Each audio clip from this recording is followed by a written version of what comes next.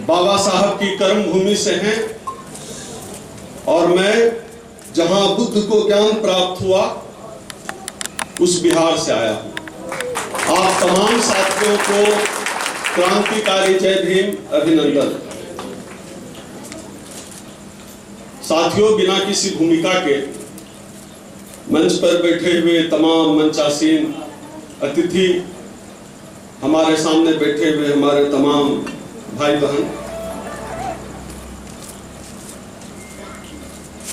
आप सबों से सिर्फ यही कहने आया हूं कि इस देश में, मैं सीधे मुद्दे की बात करता हूं, मेरे साथ दिक्कत यही है कि इस देश में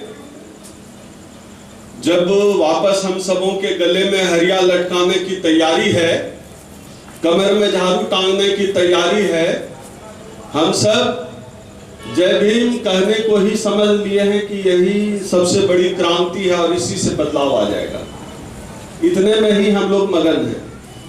आप लोग जहां रह रहे हैं, खैर यहाँ तो हिंदी बेल्ट, जिसको मैं गोबर बेल्ट बोलता हूं, जिसने इस देश को तहस नहस कर दिया है, हिंदी बेल्ट के मुकाबले यहाँ जो है काफी बेहतर स्थिति में है।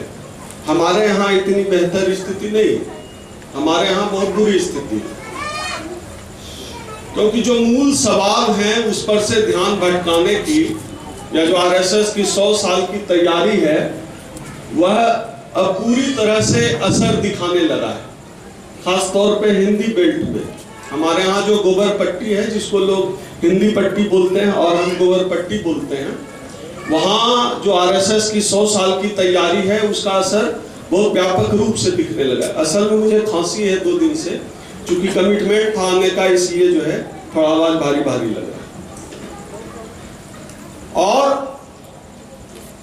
इस देश में जिसके कमर में झाड़ू टांगा गया, जिसके गले में हरिया लटकाया गया, वो भी आजकल आरएसएस की ऐसी तैयारी है कि वो भी आजकल अपने को हिंदू कहने लगा। ऐसी तैयारी है, जिसके गले में हरिया लटकाया गया, झाड़ू लटकाया गया, कमर में टांगा गया, वो भी जो है अपने को आजकल प्राउड हिंदू कह रहा है, कट्टर हिंदू कह रहा है। कहे क्यों नहीं भाई? क्योंकि जो हिंदू राष्ट्र बनाने की बात जो पूरी तरह से असंवैधानिक है, जो हिंदू राष्ट्र बनाने की असंवैधानिक बात कर रहा है, वो लौंडा लड़का, उसको हम धीरेन्द्र कहते हैं, क्योंकि उम्र में भी हमसे बहुत छोटा है, तो उसको, उस लौंडे को हम धीरेन्द्र ही कहते हैं। वो बदतमीज और संवैधानिक बात कर रहा है, वो कह रहा है उसको जेल में होना चाहिए, कह रहा है हिंदू राष्ट्र बनाएंगे। आप एक संवैधानिक राष्ट्र में कैसे इस तरह की बात कर सकते हैं? हिंदू राष्ट्र बनाएंगे, हिंदू राष्ट्र बनाएंगे, और उसको इस देश का प्रधानमंत्री कहता है कि मेरा छोटा भाई। संविधान की शपथ लेकर इस देश में जो 140 करोड़ लोगों का प्रधानमंत्री है, वो असंवैधानिक बात करने वाले धीरेन्द्र को कहता है कि मेरा छोटा भाई है। जो पाखंड फैलाता है उसको इस देश का प्रधानमंत्री ही कह रहा है कि मेरा छोटा भाई है। आप क्या कह सकते हैं? और सबसे दिलचस्प ये है कि उसका क्लेम भी है, जो उसको छोटा भाई बता रहे हैं, माननीय का क्लेम है कि वो बहुजन समाज से है, ओबीसी से है। कैसे ओबीसी? स्वघोषित ओबीसी। उनकी जो जाति है, घांची जाति, बहुत लोगों को नहीं पता है, घांची जाति जो है वो जनरल कास्ट में आती थी। तो वो जब मुख्यमंत्री बने तो उन्होंने स्वयं को ओबीसी घोषित करवा लिया। सेल्फ अटेस्टेड ओबीसी है हमारे प्रधानमंत्री जी। तो हमारे बीच इसीलिए राज कर रहे हैं ना, ओबीसी की पॉलिटिक्स कर रहे हैं, और ओबीसी को भी मजा आ रहा है। क्यों मजा आ रहा है भाई? क्योंकि भक्त बनने के लिए कोई डिग्री नहीं चाहिए ना। भक्त बनने की पहली और आखिरी शर्त गधा होना। आप पहली और आखिरी शर्त भक्त बनने की यही है कि आप गधे। तो उसमें कोई जोर नहीं लगाना पड़ता, उसमें कुछ पढ़ने की जरूरत नहीं है, जरूरत ही नहीं है कुछ पढ़ने की।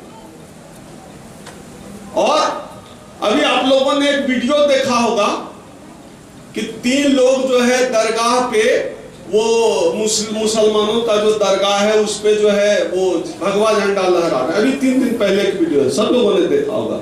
आजकल तो सोशल मीडिया पर वायरल हो जाता है, देखा होगा आप लोगों ने। तो जब मैंने वो वीडियो फुटेज देखा, वो जो 3 लोग जो भगवा लहरा रहे हैं दरगाह पर या मस्जिद पर लहराते हैं, मैं सब फोटो को जूम करके पहचानने लगा। इसमें से कोई राजनाथ सिंह का बेटा है क्या? अच्छा नहीं। देवेंद्र फडणवीस का कोई बेटा है क्या इसमें? एकनाथ शिंदे का बेटा है कोई जो भगवा लहरा रहा है मस्जिद पर? कौन है? निशिकांत दुबे का बेटा है, गिरिराज सिंह का बेटा है, अमित शाह का बेटा है। कौन है जो भगवा झंडा दरगाह पे लहरा रहा है? अमित शाह का बेटा तो बीसीसीआई का मालिक है, तो फिर भगवा झंडा कौन लहरा रहा है? शिवराज सिंह चौहान का बेटा तो लंदन से LLM करके MBA करके जो है यहाँ विधायक, मंत्री और मुख्यमंत्री की तैयारी कर रहा है बनने की। फिर कौन भगवा झंडा लहरा रहा है? निशिकांत दुबे का बेटा तो मैनेजमेंट की डिग्री कर रहा है, LLM LLB कर रहा है, विदेश में डिग्री ले रहा है। फिर भगवा झंडा कौन लहरा रहा है दरगाह पे? राजनाथ सिंह का बेटा विधायक, मंत्री बन रहा है, भगवा झंडा कौन लहरा रहा है? कौन है जो माथे पे भगवा मुरेठा बांध के जय श्री राम का नारा लगा रहा है? कौन है? कौन है जो मस्जिद के सामने डीजे बजा के गंदे गंदे गाने पर, गालियों वाले गाने पर मस्जिद के सामने नाच रहा है? कौन है? अमित शाह का बेटा? आप लोग बताएं, अमित शाह का बेटा है? जवाब दीजिए ना। राजनाथ सिंह का बेटा है? जोर से बोलिए। निशिकांत दुबे का बेटा है? किसका बच्चा है? कोई ब्राह्मण का बच्चा है? हमारा बच्चा है। यह जो देश में हिंदू मुसलमान का खेल हो रहा है, नफरत का खेल हो रहा है, उससे अपने बच्चों को बचाने का समय है। यह अलग बात है कि पहले लगता था कि खाली मुसलमान मारे जाएंगे, पहले यही लगता था कि खाली मुसलमान मारे जाएंगे। दलितों का भी नंबर आ गया, ओबीसी को लगता था रे हम ब्राह्मणों से नीचे हैं तो क्या हुआ, शेड्यूल कास्ट से तो ऊपर है, मेरा नंबर नहीं है। ओबीसी का भी नंबर आ गया। लेकिन जो खुद को बताते हैं कि मुंह से पैदा हुए हैं, उनका नंबर आ जाएगा, ये किसी ने नहीं सोचा था। एक ब्राह्मण लड़का मारा गया ना उत्तर प्रदेश में, पता है कि नहीं आप लोगों को? उत्तर प्रदेश में ब्राह्मण बच्चा भी मारा गया। मस्जिद पे झंडा वंडा लहरा रहा था, कुछ कर रहा था, चूंकि मैं इस तरह की खबरों को इग्नोर, हत्या हो गई उसकी, मारा गया। यह जो नफरत की राजनीति है, यह किसी की नहीं है, यह किसी को नहीं छोड़ती। सबका नंबर आएगा, सबकी बारी आएगी। ये अलग बात है कि हमें बाबा साहब डॉक्टर अंबेडकर, ज्योतिबा फूले जैसे लोगों ने, पेरियार जैसे लोगों ने हमें गटर के अंदर से निकाला। क्या थे हम लोग? आप में से जितने लोग यहां बैठे हुए, आपके 2 पीढ़ी पहले के लोग क्या करते थे खुद से पूछिए। मेरे दादा परदादा तो भैंस चराते थे, मजदूरी करते थे, दूसरे क्या चमड़ा छिलते होंगे, क्या करते होंगे? मजदूरी करते होंगे ना, वो भी अपने खेत में नहीं, दूसरे क्या। तो बाबा साहब के संविधान की वजह से हम सब जो सुअर और कुत्ते से भी बदतर जिंदगी जी रहे थे, हम सबको मनुष्य बनाया गया। तो हमारे लिए चुनौतियां बहुत बड़ी हैं, हमारे लिए मुश्किलें जो कथित रूप से अपर कास्ट के लोग हैं, उनके मुकाबले हमारी चुनौतियां ज्यादा बड़ी हैं, हमारी मुश्किलें ज्यादा बड़ी हैं। क्योंकि आपने एक कोई बाबा का एक प्रवचन वायरल हुआ था, बोला मुसलमान ये ब्राह्मण कितना भी नीच हो, ब्राह्मण कितना भी घटिया हो, ब्राह्मण बलात्कारी हो, ब्राह्मण कितना भी गलीच हो, लेकिन वह सम्माननीय है। आप समझिए, ये 21वीं सदी 22वीं सदी के दहलीज पर हम खड़े हैं। आज ये कहा जा रहा है तो वह सम्माननीय बना रहेगा। लेकिन हम आज जिस पॉइंट पर आ गए हैं, जहां साहू जी महाराज से लेकर बाबा साहब डॉक्टर अंबेडकर, ज्योतिबा फुले, सावित्रीबाई फुले, फातिमा शेख, तमाम लोगों ने, मान्यवर कांसीराम साहब, हमारे आपके माँ बाप, सब लोगों ने लड़ाई लड़ी और जहां तक हमको लेकर आ गए हैं, अगर हम 1 इंच भी यहां से पीछे खिसके तो गले में हरिया और कमर में झाड़ू, वो दिन दूर नहीं है। इस बात को मैं आज फुर्सत में कह के जा रहा हूं, इस बात को गांठ बांध कर रख लीजिए। आप नहीं समझते होंगे, हम नहीं समझते हैं कि हमारी जिंदगी में यह बदलाव कैसे आया। हम शायद इस बात को समझ के भी इस बात से इनकार कर सकते हैं कि हमारी जिंदगी में यह बदलाव बाबा साहब के संविधान की वजह से आया। ऐसा हम इसलिए कह रहे हैं, इतने लोग हैं, मुझे पता है, मैं विद्वानों की सभा में बैठा हूं। कोई साथी बता दीजिए कि इस देश में कहा जाता है 33 कोटि देवी देवता है। इन 33 कोटि देवी देवताओं के हमारे पूर्वज, माँ बाप, दादा नाना तो पूजा करते रहे। एक चपरासी तक भी बनाया हो तो बताइए, बनाया है? ये शिव जी, दुर्गा जी, काली जी, सबकी पूजा तो हमारे माँ बाप, दादा दादी करते रहे। एक चपरासी तक भी बनाया है? कोई बताइए। एक चपरासी में कर रहा हूं, IAS तो दूर की बात है, एक चपरासी तक नहीं बना पाया। और जिस मंदिर में आप पूजा की थाली लेकर जाते रहे, उस मंदिर में भी घुसने नहीं दिया। तो जो देवी देवता एक चपरासी तक नहीं बना पाया हो, उनसे अगर आप उम्मीद कर रहे हैं कि उनकी वजह से आपकी जिंदगी बदलेगी, तो इस छलावे से निकल आइए। तो आपकी जिंदगी बदली किससे? बाबा साहब डॉक्टर भीमराव अंबेडकर के संविधान से। तो न केवल हम IAS IPS बने, पहले तो हम जानवर से मनुष्य बने। और बाबा साहब डॉक्टर अंबेडकर ने हमारी जिंदगी संविधान से कैसे बदली? आरक्षण का प्रावधान है। आप देखिए कितने ये धूर्त लोग हैं, RSS बीजेपी वाले, ये आपको क्या कहेंगे? अब एक बात समझ लीजिए, कोई RSS, बीजेपी, कांग्रेस, किसी संगठन से जुड़े हुए हो, मुझे कोई फर्क नहीं पड़ता, क्योंकि मैं बाबा साहब की औलाद हूं। मेरे ऊपर बाबा साहब का कर्ज है, उसको चुकाने आया हूं। मेरे ऊपर 26 मुकदमा पहले से, एक आध और हो जाए तो बहुत फर्क नहीं पड़ने वाला। जो देवी देवता एक चपरासी नहीं बना पाया और बाबा साहब के संविधान में दिए गए आरक्षण ने हम सबको जानवर से मनुष्य बनाया, SP DM बनाया, ये हम नहीं समझते हैं। क्योंकि हमारे समाज के लोगों की अगर सरकारी नौकरी लग जाए तो सीधा बस पकड़ के बुक किया और कहां निकल गए?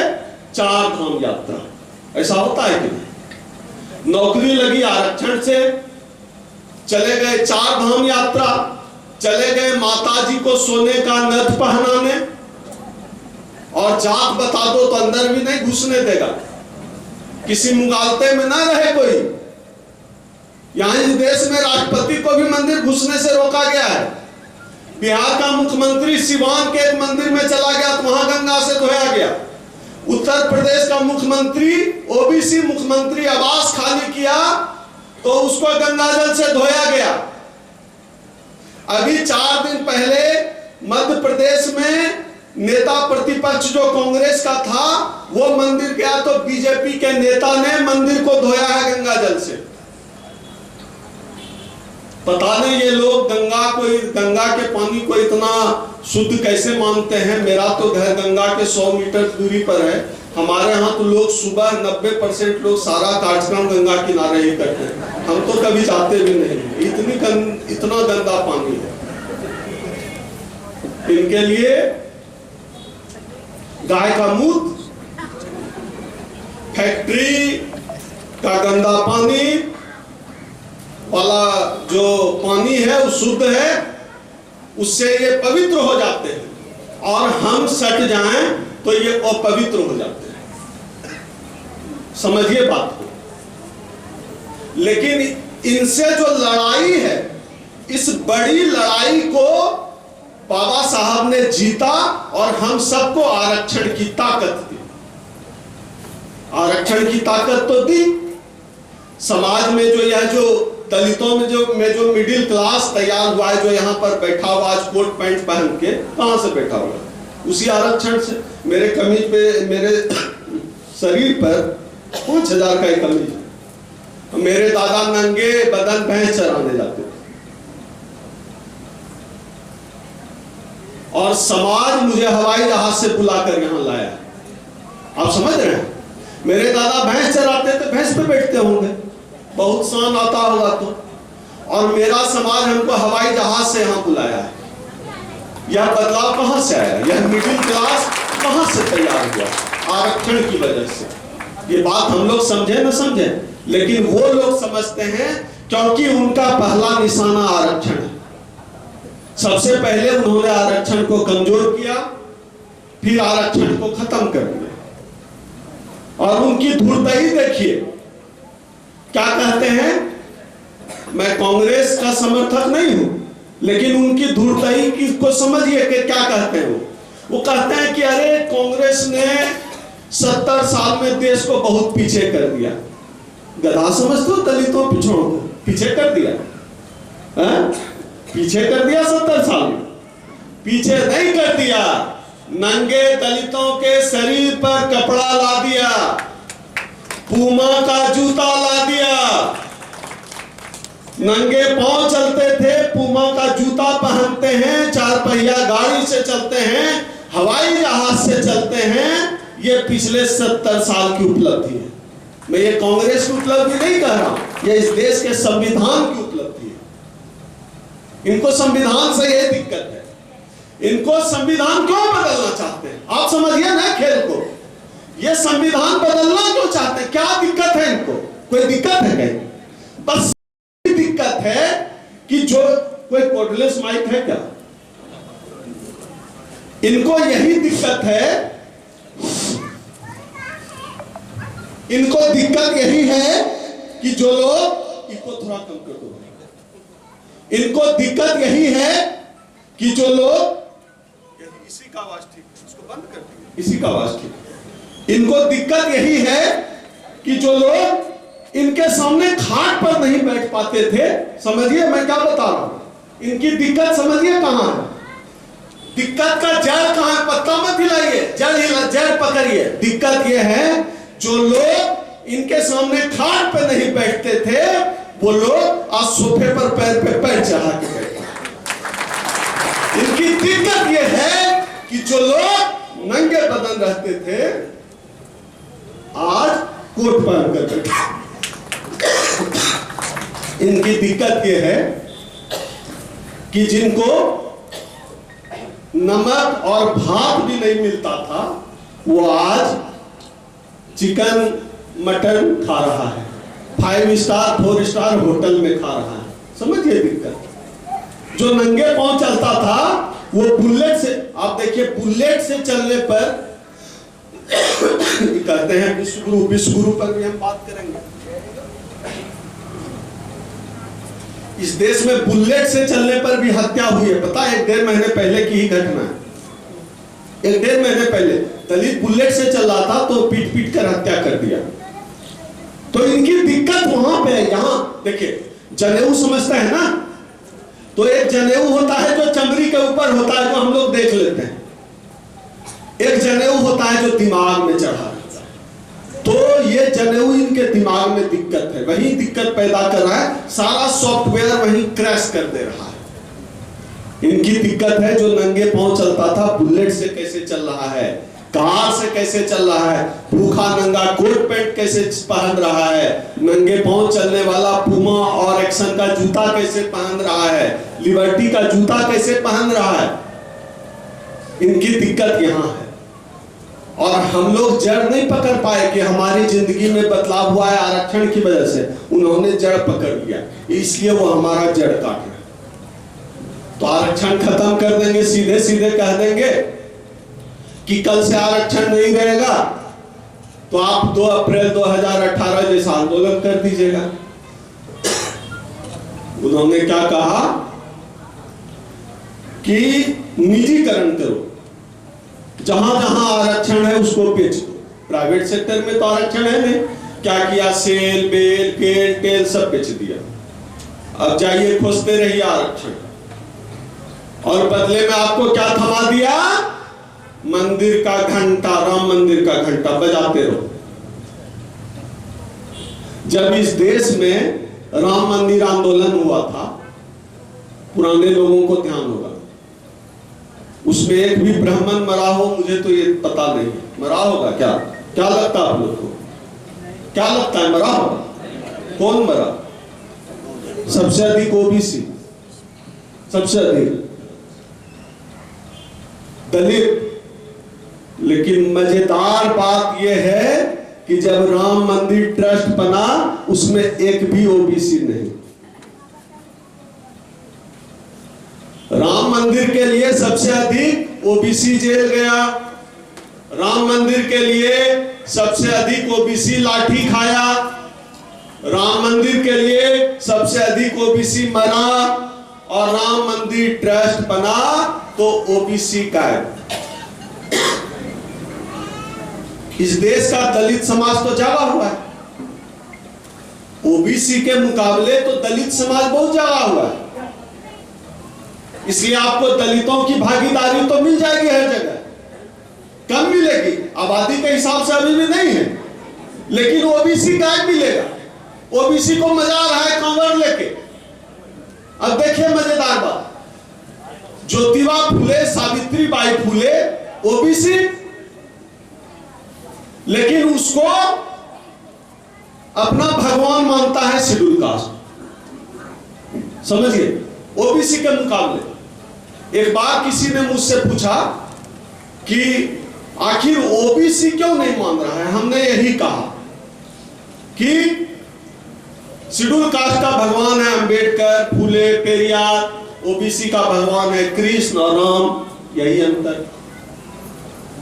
इसलिए ओबीसी आपको कहां मिलेगा, गौर से सुनिएगा, ओबीसी का भगवान राम कृष्ण महादेव, तो ओबीसी कहां मिलेगा, ओबीसी आपको मिलेगा कांवड़ यात्रा में, ओबीसी आपको मिलेगा मस्जिद के गुंबद पे भगवा झंडा फहरा रहा है, दरगाह पे भगवा झंडा फहरा रहा है, ओबीसी वहां मिलेगा।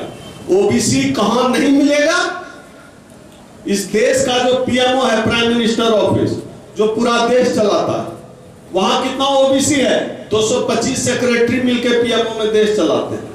वहां ओबीसी कितना है, कोई बताइए तो कितना होगा? 0। ओबीसी पीएमओ में नहीं, ओबीसी कांवड़ यात्रा। सुप्रीम कोर्ट में कितना ओबीसी जज है, कोई बताइए? कोई वकील है क्या? कोई वकील होंगे ही, है कोई वकील? अच्छा, ये कितने ओबीसी जज हैं? वकील साहब बता रहे हैं 0। तो ओबीसी सुप्रीम कोर्ट में जज नहीं है, 3 तो दलित जज हैं। ओबीसी सुप्रीम कोर्ट में जज नहीं है। ओबीसी कहां है? वो दरगाह पे जो है, माथा पे पता जय श्री राम और भगवा झंडा लहरा, राम राज लहरा, सुप्रीम कोर्ट में जज नहीं। जेएनयू इस देश का जो केंद्रीय विश्वविद्यालय है, वहां कितना ओबीसी प्रोफेसर, कितना होगा? कोई प्रोफेसर है? किधर? आपको है पता जेएनयू कितना ओबीसी प्रोफेसर? नहीं पता। नहीं पता इसका मतलब नहीं है 0। जेएनयू जैसे केंद्रीय विश्वविद्यालय में प्रोफेसर तक नहीं ओबीसी एक भी। कहां है ओबीसी? वो रामनवमी में मोटरसाइकिल पे ऐसे तान के, ऐसे मुरेठा बांध के जय श्री राम, राम राज। ये तो शुक्र है कि दलित समाज ने बाबा साहब डॉक्टर अंबेडकर को अपना भगवान बना लिया, तो हम जज भी हैं, हम प्रोफेसर भी हैं। अब ओबीसी समाज में भी बदलाव आ रहा है। और जब बदलाव आ रहा है, आप देखिए जब मंडल की लड़ाई हुई थी और मंडल के बाद जो देश में प्रोफेसर की नई जनरेशन तैयार हुई, उनकी वजह से अब बदलाव आ रहा है, चीजें बदल रही ओबीसी समाज में। अब ऐसा नहीं है कि शेड्यूल कास्ट यहां है तो अपनी आबादी के हिसाब से, बिल्कुल नहीं है। तो आखिर आबादी के हिसाब से कहां क्या हिसाब है, कैसे पता चलेगा? इस देश में आपको मजा आएगा सुन के, कुत्ता, गधा, घोड़ा, साइकिल सब कुछ गिन लिया जाता है, बस ओबीसी नहीं गिनेंगे, जात नहीं गिनना है। कुत्ता और क्या बोले, गधा, घोड़ा, सब कुछ गिन लिया जा रहा है, बस ओबीसी को नहीं गिना जा रहा। क्यों नहीं गिना जा रहा है? क्योंकि गिन लिया जाएगा तब इस देश का 85-90% आबादी सवाल करेगा कि हमारी इस देश में आबादी 85 से 90% है, तो 3% ब्राह्मणों का कब्जा सुप्रीम कोर्ट से लेकर मीडिया तक क्यों है? इसलिए नहीं गिनना, इसलिए जाति जनगणना नहीं होने देना। अब मजेदार बात यह है 2024 के लोकसभा चुनाव में यह हुई कि हम जैसे जो छोटे मोटे मामूली लोग हैं, हम जैसे छोटे मोटे मामूली लोग जिस बात को 10 साल से कह रहे थे, ईवीएम की बात, आरक्षण की बात, प्राइवेटाइजेशन की बात, जाति जनगणना की बात, वो 2024 के चुनाव में पॉलिटिकल क्वेश्चन बना। ये बड़ा सवाल है। आप समझिए, हम लोग जो यहां बोल रहे हैं ना, ये बेकार नहीं जा रहा। अब हमको 2024 में यकीन हो गया, क्योंकि कई ऐसी बातें जिसको हम लोगों ने क्रिएट की, जो हम लोग जिन सवालों को उठा रहे थे, वो देश का सवाल बन गया 2024 में। इसलिए मुझे यकीन हो गया कि हमारी लड़ाइयां, हम जो छोटे मोटे मामूली लोग, ऐसे जो 10, 20, 50 लोग मिलके जो ये बात कर रहे हैं ना, हमारी मेहनत जाया नहीं जाने वाली, हमारी मेहनत बेकार नहीं जाने वाली, क्योंकि जैसे जैसे समाज अवेयर होगा, सबको बदलना होगा। मैं इस देश में कांग्रेस पार्टी को भाजपा से ज्यादा ब्राह्मणवादी पार्टी मानता हूं, यह सच्चाई है। आप ब्लॉक लेवल से लेकर देख लीजिएगा राष्ट्रीय स्तर तक, पूरा कांग्रेस में ब्राह्मणों का कब्जा है। राहुल गांधी से इस मामले में मैं राहुल गांधी बेईमान नहीं है, राहुल गांधी से मेरी बात हुई है, राहुल गांधी बेईमान आदमी नहीं है। लेकिन मजा यह है कि राहुल गांधी जाति जनगणना की बात करता है, इतने लोग टीवी देखते होंगे रोज, आपने किसी उसके कांग्रेस पार्टी के प्रवक्ता को, जो कि अधिकांशतः सवर्ण है, जाति जनगणना पर तर्कपूर्ण तरीके से कांग्रेस पार्टी के प्रवक्ता पर को टीवी पर अपनी बात रखते हुए नहीं सुना होगा। समझ रहे हैं? ये जो जनेऊ का धागा है ना, समझते हैं ना जनेऊ का धागा, ये जनेऊ का धागा कांग्रेस और बीजेपी को आपस में बांधता है, लेफ्ट इक्वल टू राइट कर देता है जनेऊ का धागा। और अभी तो राहुल गांधी बहुत कोशिश कर रहे हैं। अभी गुजरात में उन्होंने कहा कि कांग्रेस के अंदर बीजेपी है, आरएसएस है, और बिहार चुनाव होना है। बिहार चुनाव में अभी चुनाव के पहले राहुल गांधी ने कांग्रेस का अध्यक्ष दलित को बनाया है, पूरा जिलाध्यक्ष 2/3 जो कि पहले सवर्ण थे, ब्राह्मण और भूमिहार थे। बड़ी खूंखार जाति होती है भूमिहार, आपके यहाँ नहीं है, बड़ी खूंखार जाति है बिहार में भूमिहार, जिनसे लालू जी ने मुक्ति दिलाई थी।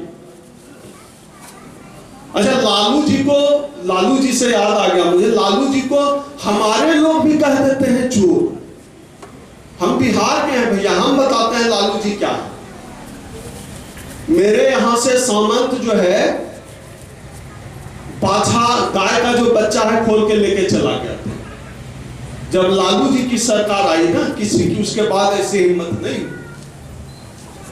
लालू जी ने बिहार में सड़क बनाया कि नहीं हमको नहीं पता, लेकिन लालू जी ने हमको आत्मसम्मान जरूर दिया बिहार के दलितों पिछड़ों को। लालू जी ने बस स्टैंड बनाया कि नहीं, पुलिस व्यवस्था कैसी की है नहीं पता है हमको, लेकिन लालू जी ने जो बिहार का दलित पिछड़ा नंगे पांव चलता था उसको जूता चप्पल पहन के शान से चलना सिखाया।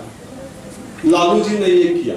अब चूंकि लालू जी पिछड़ा है, ओबीसी है, अब एक मामला हुआ था चारा घोटाला, उसमें जगन्नाथ मिश्रा भी था, लालू जी का भी नाम आया था, तो उसमें जो है जगन्नाथ मिश्रा को बेल, लालू जी को जेल। यही है देश के ब्राह्मणवादी लोगों का खेल। इस खेल को समझिए। और यह जो देश का भी, हमारे साथी कह रहे थे कि हम आपका वीडियो यूट्यूब पे बहुत देखते हैं, आप जो कहते हैं मनु मीडिया वो ठीक ही कहते हैं। मनु मीडिया समझते हैं आप लोग?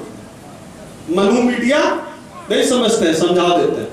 मनु स्मृति से जो मीडिया चलती है ना उसको हम लोग मनु मीडिया कहते हैं, और क्लियर कहना हो तो चले वो मीडिया कहते हैं। तो जो मनु मीडिया है, इतनी गंदगी भरी है, इतने जातिवादी हैं ये लोग। आप लोगों में इसको टीवी भी देखता है क्या? देखते हैं आप लोग टीवी में न्यूज कोई? हम तो खैर बहुत दिन हो गया। हमारे मित्र हैं नेशनल दस्तक के संपादक हैं शंभू जी, आप लोग जानते ही होंगे। तो शंभू जी हमको एक बात कहते हैं हमेशा, बोलते हैं डॉक्टर साहब ये जो देश का जो टीवी है ना इसको टीबी हो गया है, और जो अखबार है बीमार हो गया है। अखबार आप लोग अभी भी पढ़ते हैं क्या? खैर मेरे यहाँ तो अखबार लेना मेरी मजबूरी है, क्योंकि मेरी छोटी बेटी है, फिर वो पोट्टी करती है तो उसको काम आ जाता है अखबार। क्या ही करें, अखबार का तो भारत ही नहीं करौलिए भी है, तो हमारे यहाँ अखबार की यही उपयोगिता है। अब आप पढ़ते हैं तो आप समझ ही लीजिए आपके दिमाग में क्या जाता है। मीडिया, इस देश की मीडिया खुले तौर पे इस देश के SC ST OBC गरीब जनता के खिलाफ है। भारत की मीडिया आपके साथ नहीं, आपके खिलाफ है, और आपकी सबसे बड़ी दुश्मन है। इस बात को आप मान लीजिए, इस बात को आप समझ लीजिए। अभी कितना बजा है? 9 बज गया, 9 बजे रात है। अभी कोई टीवी पे कोई चैनल पे आके कोई एंकर बोल दे कि 9 बजे रात हुआ है तो हमको डाउट हो जाएगा, हमको लगेगा कि 9 बजे सुबह है। मतलब हमको इतना उन पे मेरा विश्वास उठ गया। इतना झूठ का मशीन है, इतने जातिवादी हैं ये लोग। आप लोगों में से कितने साथियों को पता है कि हर साल 14 अप्रैल को नई दिल्ली में संसद भवन के पास संसद मार्ग पर बाबा साहब की जयंती पर हर साल मेला लगता है? पता है किसी को? नहीं पता। हर साल मेला लगता है, हर साल, मतलब दशकों से ये परंपरा है।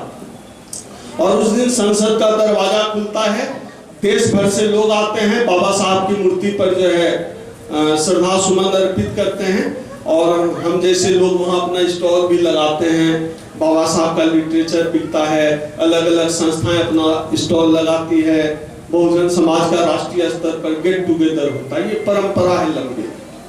तो इस बार दिल्ली में भाजपा की सरकार आ गई, डबल इंजन की सरकार। आते ही धमाका कर दिया दलितों के लिए, बोला कि यहां मेला नहीं लगेगा। समझिए, दिल्ली में हमारी कमेटी के लोग हैं, हमारे साथी हैं, ओपी गौतम जी, लगातार लड़ के ये संभावना बन गई है कि मेला वहीं पे लगेगा। लेकिन उनकी तैयारी समझिए कि छोटी छोटी चीजों से उनको कितनी दिक्कत है।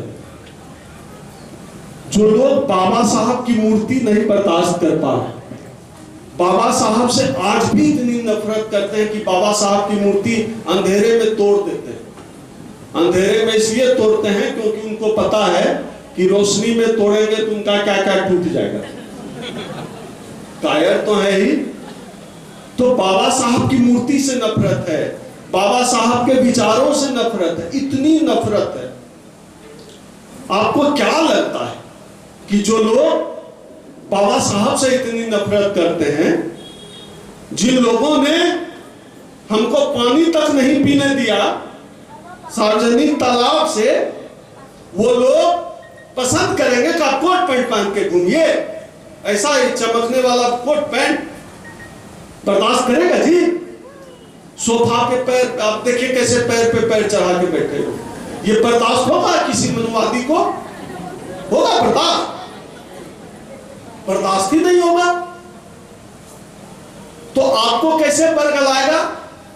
आप लोग कहेगा कहां जात पात में फंसे हो यार, कहां जात पात, कहां जात पात में फंसे हो? हिंदू और हिंदू जात कुछ नहीं होता। तो वही हम जिस का जिक्र कर रहे थे लौंडे का, धीरेन्द्र शास्त्री बोला कि हिंदू गांव बनाएंगे। हम कहे यार बहुत बढ़िया बनाओ, लेकिन पहले तय तो हो जाए कि हिंदू कौन है।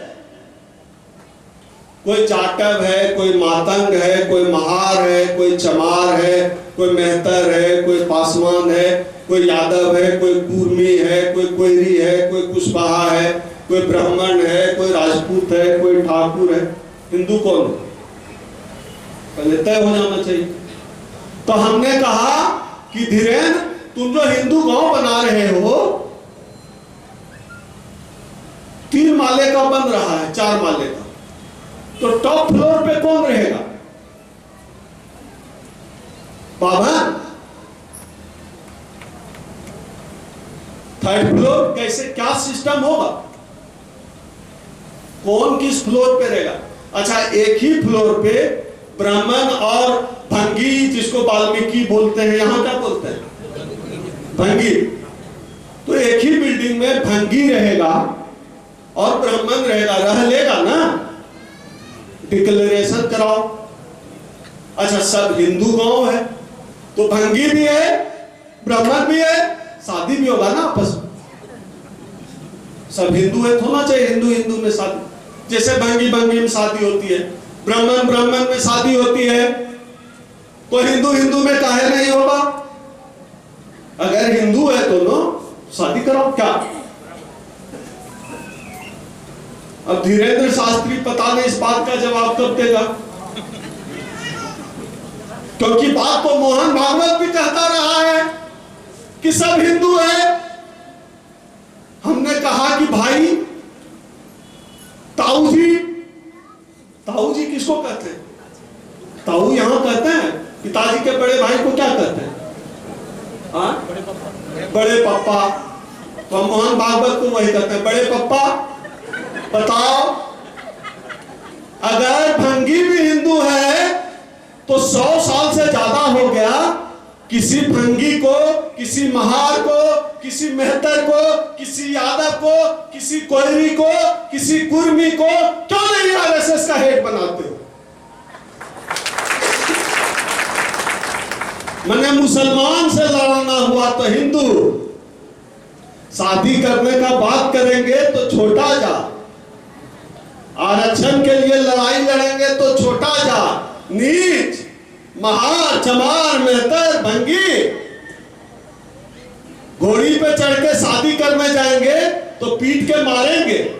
पता नहीं घोड़ी से इनका क्या रिश्ता है भैया।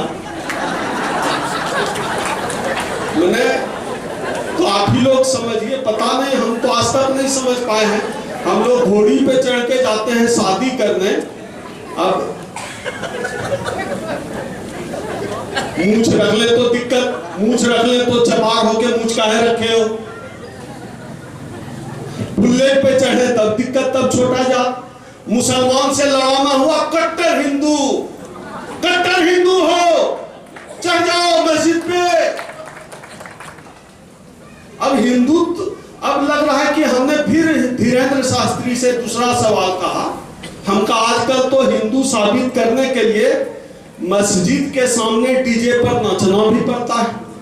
तो जो बनाओगे हिंदू गांव, वहां तो सेलिब्रेट करने के लिए एक मस्जिद भी बनाना पड़ेगा, क्योंकि बिना मस्जिद देखे हिंदू लोग नाचता भी नहीं है। आजकल तो यही नया फैशन है। आरएसएस क्या करता है? नकली दुश्मन तैयार करता है। नकली दुश्मन, भ्रम।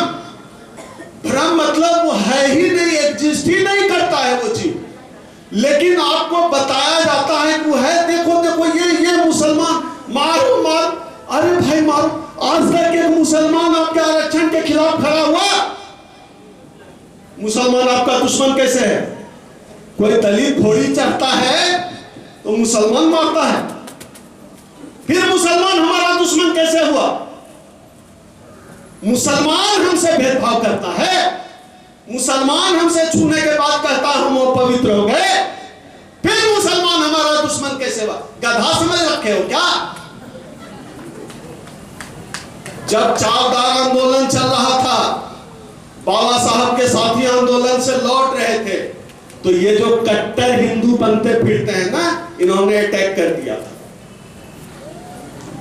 मुसलमानों की बस्ती थी, मुसलमानों ने अपने घर में शरण दी थी, इसलिए मुसलमान 2 अप्रैल 2018 के आंदोलन में भी मुसलमान हमारे साथ खड़ा था। तो मुसलमान हमारा दुश्मन नहीं, मुसलमान हमारा भाई है, और दोनों हिंदुओं के सताएंगे। मुसलमानों और दलितों के बीच दर्द का रिश्ता। और एक बात समझ लीजिए, अगर इस देश में मुसलमान नहीं होते तो सबसे ज्यादा दलित मारा जाता। आपका शील्ड है मुसलमान, समझ लीजिए। मुसलमान नहीं होता तो सबसे पहले दलित मारे जाते, सबसे अधिक दलित मारे जाते। इस खेल को समझिए, नकली दुश्मन तैयार करने का जो खेल है। असली दुश्मन को समझिए। हमारा असली दुश्मन वो है जिसकी वजह से रोहित वेमुला को सुसाइड करना पड़ा।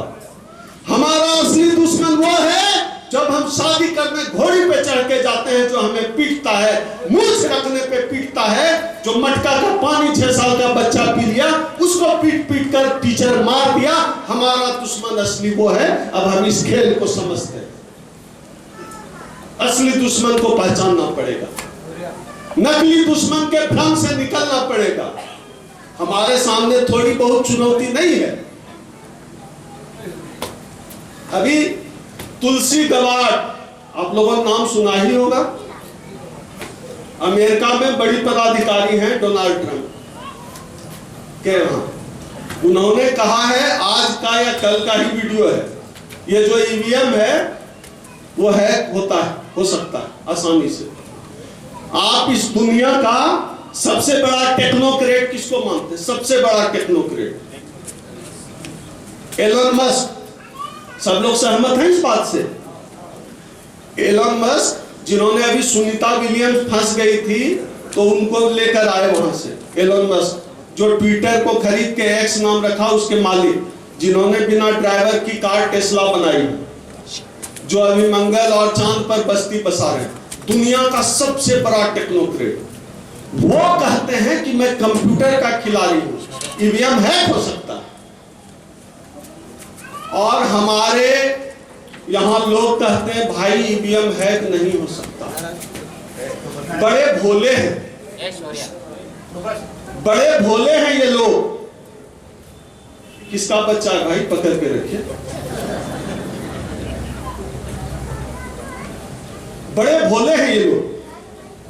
जब चांद पे रोवर गया था, आप लोगों को ध्यान है, रोवर खराब हो गया था, इसरो के साइंटिस्ट ने कहा, रोवर चांद पे है, इसरो के साइंटिस्ट ने कहा कि हम लोग उसको ठीक कर रहे हैं यहां से। अच्छा, धरती पर से चांद पे रोवर है, वो ठीक कर रहे हैं, हो सकता है, बस ईवीएम हैक नहीं हो सकता। मतलब भारत की जनता को पूर्ण रूप से गधा समझते हैं। तो गधा इसलिए समझते हैं कि बोल देता है गणेश के मूर्ति को दूध पिलाओ तो दूध पिलाने लगता है। बोलता है कि थाली बजाओ कोरोना भाग जाएगा, सब पगला रहा है, थाली बजा रहा है, गो कोरोना गो कोरोना। तो हम लोग सर्टिफाइड गधे तो है ही नहीं, इसमें कोई शक भी नहीं। इसलिए मूर्ख बनाना बहुत आसान है। जो ईवीएम का खेल है उसको समझिए। मैं इस बात की 100% गारंटी भी ले रहा हूं, मान लिया जाए ईवीएम है कि नहीं भी होता तो भी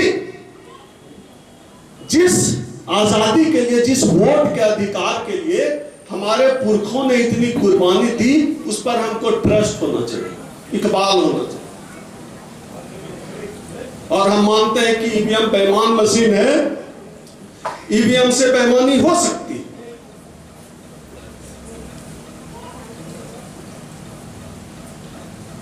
अभी आप लोगों में से कितने लोग ट्विटर पे हैं? हाथ उठाइए जरा। बहुत कम लोग हैं। एक्स पे, कमाल है।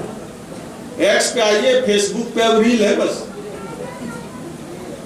एक्स पे आइए, फेसबुक पे ही रहिए, फेसबुक पे भी रहिए, क्योंकि हम लोगों का मीडिया तो सोशल मीडिया ही है, इसलिए सब जगह रहिए। हमने ट्वीट किया है, जज का 2 लिस्ट निकला कॉलेजियम से यूपी का, सब सवर्ण 100%। कितनी गहरी लड़ाई है, हमारा जज नहीं बन पा रहा है। सबसे अधिक ओबीसी, आदिवासी, दलित, पिछड़ा, ये लोग जेल में बंद हैं। क्यों? क्योंकि आपके जात का जज नहीं। समझिए ना, है ही नहीं। मतलब कमाल है भाई। आप जो है हमको सपना दिखा रहे हैं कि हम विश्व गुरु हैं, हम तरक्की कर रहे हैं। किस बात की तरक्की? इस देश की 85-90% लोग आज भी देश के सत्ता और संसाधन में भागीदार नहीं है, और आप हमको कह रहे हैं विश्व गुरु बन गए। घंटा विश्व गुरु? किस बात का विश्व गुरु? इस देश में क्या बन, जितने लोग बैठे हैं, ईमानदारी से बताइए, आपके शरीर पर या आप अपनी जिंदगी में जितनी चीजों का इस्तेमाल करते, जितनी चीजों का, कलम, माइक, मोबाइल, घड़ी, चश्मा, कुछ भी, टीवी, रेडियो, लैपटॉप, टैब, कुछ भी, बटन तो ज्यादा हम बोल दिए, बटन, सुई, एक भी चीज का आविष्कार भारत में हुआ?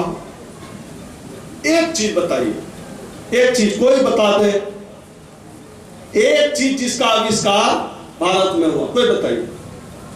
जवाब मेरे पास एक चीज का हुआ है, उसका नाम है जाति व्यवस्था, जनेऊ। ये भारत का मौलिक आविष्कार। जाति व्यवस्था और जनेऊ ही इस देश में बन सकता है। उसी बात के हम लोग विश्व गुरु हैं। समझिए बात को। और विश्व गुरु, और ये लोग कहेंगे कि पुराना भारत सोने की चिड़िया थी। सोने की चिड़िया? अच्छा, सोने की चिड़िया ही लोग तब गर्व, किस भारत पे इनको गर्व है? किस भारत पे? जब दलित पिछड़ा नंग धरंग रहता था, पत्ता लपेट के रहता था, जब वो आपको कभी भी गाली दे देते थे, आप कुछ नहीं बोल पाते थे, उस भारत पे उनको बड़ा गर्व है। इसको बोलता है कलयुग। हमके भाई कलयुग का स्वागत करो, क्योंकि अब ये देश तुम्हारे मनुस्मृति से नहीं चल रहा है। ढोल गवार, शूद्र पशु नारी, सकल तारना के अधिकारी। तो बोला क्या कि बीच में जब इस पर बहुत विवाद उठा, बोला अच्छा तारना मतलब होता है शिक्षा देना। गीता प्रेस वालों की और ब्राह्मणों की तरफ से सफाई आई कि तारना मतलब मारना नहीं था, है ना? इस श्लोक सुना, सबने सुना होगा। ढोल गवार, शूद्र पशु नारी, सकल तारना के अधिकारी। तो जब विवाद बढ़ गया, बोला तारना मतलब हुआ एडुकेट करना। अच्छा, तो हमने ट्वीट किया, हमने कहा ब्राह्मण, बुनियाद, बनिया, पुजारी, सकल तारना के अधिकारी। भाई अब तुम लोग कितना ताड़ोगे हमको, थोड़ा हम भी तुम लोग को ताड़ो।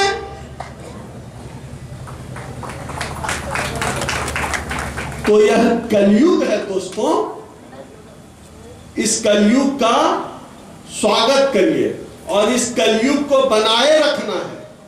इस कलयुग को बनाए रखना है, इस कलयुग को बचाए रखना है। इसी के साथ अच्छा, इसमें बहुत सारे अब प्रॉब्लम, बहुत बात हो गई। इसमें बहुत सारे साथी होंगे, सरकारी कर्मचारी होंगे, ट्रांसफर, पोस्टिंग, ये वो बहुत तरह की समस्याओं का सामना करना पड़ता है। उत्पीड़न की घटनाएं होती है, हम लोग जगह पे पहुंच नहीं पाते हैं। हम लोगों को की मदद के लिए देश में राष्ट्रीय अनुसूचित आयोग भी है। मैं अपना नंबर, आप लोग अपना मोबाइल खोल लीजिए, मैं दिल्ली में रहता हूँ। जिनको नंबर सेव करना है, मेरा नंबर सेव कर लीजिए, सीधे जुड़ जाइए। जब जहां जैसी जरूरत हो, मैं आप सबों की मदद के लिए तैयार हूं। हम लोग 28 मई को दिल्ली में एक बहुजन सम्मेलन कराने जा रहे हैं। मैं इस मंच से एक एक व्यक्ति को तो मुश्किल होगा, इस मंच से खुले तौर पे सभी लोगों को आमंत्रित कर रहा हूं, आइए दिल्ली। मेरा नंबर नोट कर लीजिए। जब कभी जिस भी तरह की जरूरत हो, कॉल अभी मैं व्हाट्सएप कर दीजिएगा तो मैं नंबर सेव कर दूंगा।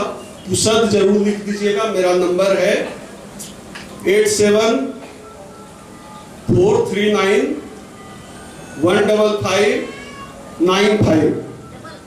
8743915595। फेसबुक पे मेरी आईडी ओम सुधा के नाम से है। एक्स यानी ट्विटर पे डॉक्टर ओम सुधा खोजेंगे, मिल जाएंगे। एक दूसरे से जुड़िए। मेरे यहाँ आने का फायदा हो कि मेरा तो हम तो 3 बार आ चुके, पुसद पहली बार आए हैं। और अगर मेरी किसी बात का आप लोगों को बुरा लग गया हो किसी की, तो कोई बात नहीं, लग जाए, थोड़ा बहुत तो बुरा लगना ही चाहिए। सब बात अच्छी ही लग जाए तो फिर मजा क्या है। अभी मेरा आप कभी एक्स खोलकर देखिएगा, ट्विटर पे सारे ब्राह्मण सवर्ण हमको खूब गाली बकते हैं, खूब। हम कहे जिस दिन हमको गाली बकना बंद कर दिया ब्राह्मण लोग और मेरी तारीफ करना शुरू कर दिया, उस दिन तो हम सोशल मीडिया पे लिखना बोलना छोड़। हमको गाली मिल रही है उस साइड से, इसका मतलब हम ठीक काम कर रहे हैं। साथ मिलकर लड़ेंगे और मेरी बात बुरी न लगी हो तो पुसद आने का आप लोग दोबारा मौका देंगे, फिर मिलेंगे, फिर बात करेंगे, साथ मिलकर लड़ेंगे, तभी जीतेंगे। इसी बात के साथ मैं अपनी बात को विराम देता हूं। आप तमाम साथियों ने, माताओं, बहनों, भाइयों, सबने मेरी बात को इतने गौर से, इत्मीनान से, धैर्यपूर्वक सुना, कुर्सी छोड़कर नहीं गए। इसलिए आप तमाम साथियों को बहुत बहुत धन्यवाद। और क्रांतिकारी जय भीम।